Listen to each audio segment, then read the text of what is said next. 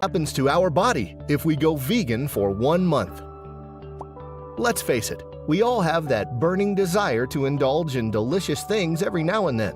Of course, I'm talking about the milk, bacon, cream, chicken, grilled cheese, and more. But what if you decide to give up these super tasty goodies? More like quitting the sweets and making a big switch to the plant-based lifestyle. Ever consider doing this? If so, you're not alone. Today, many people have taken the big step to try out the vegan diet for their health and a few other reasons. Of course, going vegan is also great for animals and our planet as a whole. Pretty sure you get the point. Well, if you're actually considering going vegan, I'll recommend you get a better idea what it feels like to make the big switch. Of course, there are quite a few of compelling benefits to plant-based diets, but you should know that the diet can be a bit difficult to follow. In essence, it's not necessarily easy to switch and stick to the vegan way. Still interested? If so, you're awesome.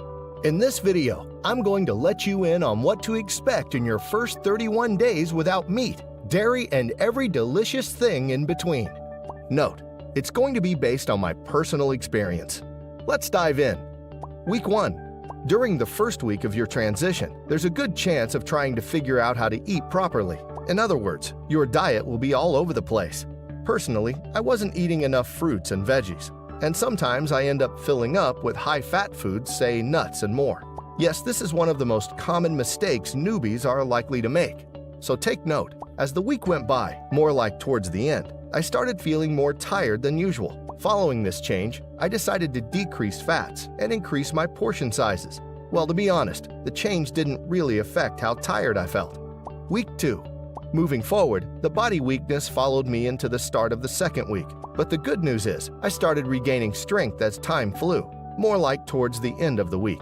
And this leads to yet another uncomfortable side effect you're likely to experience: gas and bloating. Trust me, mine was super annoying. But the good thing is, these symptoms are a normal part of the transition. In essence, it's just a way of your body adapting to all the fiber you're consuming. As you probably expected, the bloating got better after a few days, and by the end of the second week, pretty much everything was gone. I also think it's great to let you in on how I fell in love with my veggies. In fact, it feels like my taste buds changed as I turned vegan. Right now, I can't seem to get enough of roasted pumpkin, mushrooms, broccoli, potato, red peppers, and more. Who knows, you might feel the same way too. Week 3. Here's the thing, my third week of veganism was awesome. First off, the bloating was completely gone, and I no longer felt weak and tired. What's more, getting out of bed was no longer a chore. It became easier than I expected. Week 4.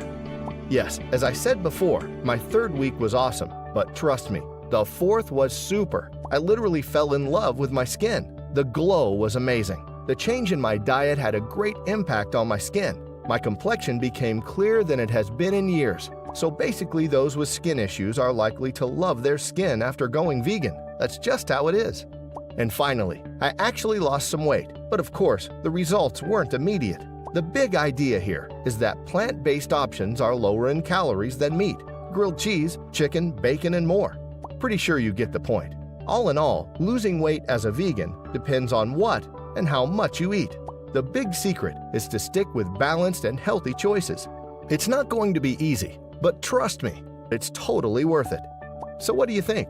Do you feel veganism is for you? There's no doubt that a full-time vegan lifestyle can be a bit difficult to adapt, but based on all the benefits, I think it's worth giving it a shot. Stay healthy,